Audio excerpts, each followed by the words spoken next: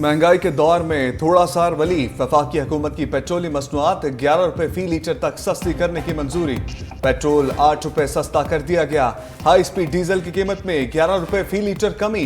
वजारत खजाना वजारत तवानाई ने वज़ीर आज़म से बाज़ाब्ता मंजूरी के बाद ऐलान कर दिया। नई कीमतों का ऐलान रात 12 बजे से कर दिया गया। चैनल न्यूज का एजाज सबसे पहले खबर नाजरीन तक पहुंचाई।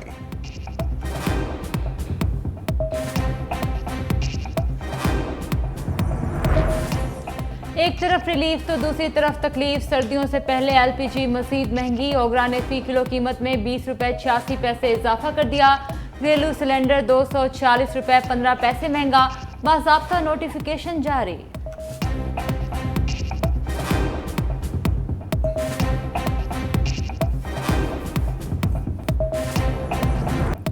दहशतगर्दों को बैरूनी रियासती सरपरस्तों की पुष्टपनाही हासिल है।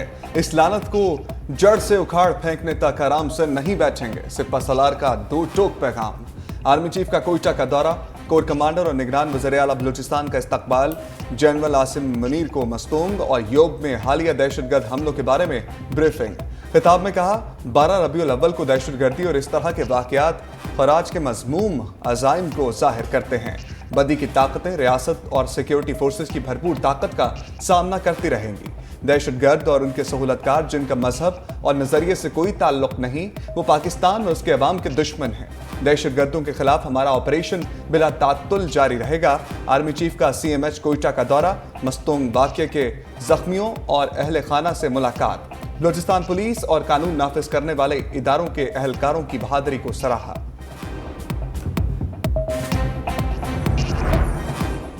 बलूचिस्तान की फिजा सोगवार। मस्तूंग धमाके में जांबाक अफराद की तादाद 59 हो गई। ट्रॉमा सेंटर और BMC अस्पताल में मजीद 7 जख्मी दम तोड़ गए। खुदकश हमले का मुकदमा CTD थाना कोयटा में नामालूम हमला आवरों के खिलाफ दर्ज। कत्ल, इक़दाम कत्ल, दहशतगर्दी और एक्सप्लोसिव एक्ट की दफात शामिल। तर्जमान CTD के मुताबिक वाक़े के बाद तहकीकात जारी हैं। कोई गिरफ्तारी अमल में नहीं आई। बलूचिस्तान में कौमी परचम सिन्नगू। शहीद DSP नवाज कशकोरी सुपुर्द खाक।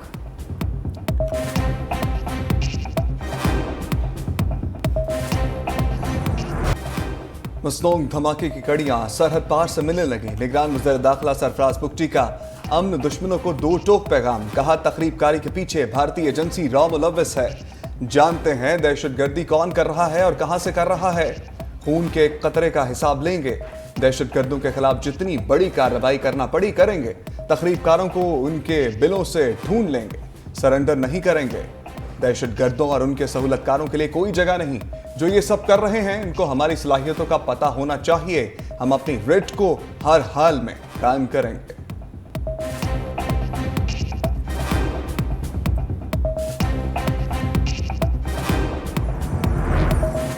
हंगू खुदकश धमाके की CCTV मंजर आम पर आ गई। फुटेज में मोटरसाइकिल सवार हमला आवर देखे जा सकते हैं। एक खुदकुश हमला आवर चादर में लिपटा हुआ था। दोनों दहशतगर्द मोटरसाइकिल पर सवार होकर हमले के लिए आए। DNA टेस्ट के लिए हमला आवर के जिस्म के नमूने लिए गए।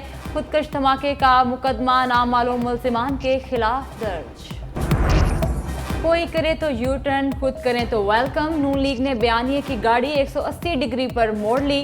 नवाज शरीफ के इख्तिसाबी बयानिए के स्टेशन पर कोई लीगी रहनुमा ना उतरा। लंदन मीटिंग्स में लीगी कायद के पार्टी बयानिए को एक वोट ना मिला। एहतसाब का नहीं, अब मुफाहमती बयानिया आगे बढ़ेगा।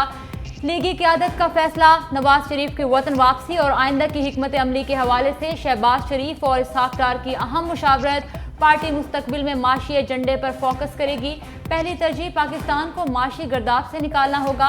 इंतकामी सियासत से गुरेज किया जाएगा। इस्टेब्लिशमेंट से टकराव की पॉलिसी से भी गुरेज का फैसला। इसहाक डार लंदन में 2 हफ्ता कयाम के बाद पाकिस्तान रवाना।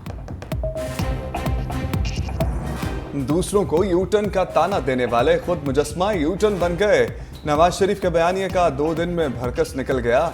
पहले जनरल बाजवा को इक़्तिदार से महरूमी का जिम्मेदार करार दिया, फिर अपने अरकान से हलफ लेकर जनरल बाजवा की तौसीक के हक में वोट दिलवाए।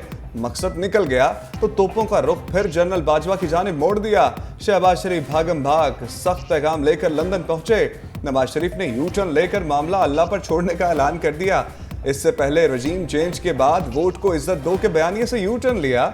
मुशर्रफ दौर में यू टर्न लेकर 10 साल की डील की और सऊदी अरब जा बैठे। जजों के एहतसाब के नारे से भी यू टर्न ले लिया।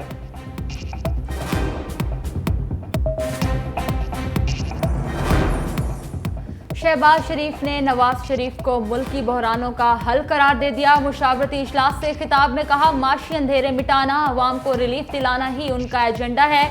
नवाज शरीफ का मकसद अवाम को तकलीफ से निकालना और रिलीफ देना है। नवाज शरीफ की क़यादत में मुल्क को बहरानों से निकालने के लिए कमर कस ली।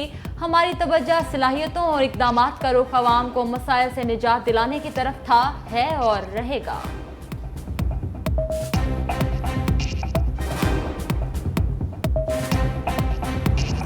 मियां साहब सिर्फ मफरूर नहीं है, एक मुजरिम मफरूर है। वो सजा काट रहे थे जेल में।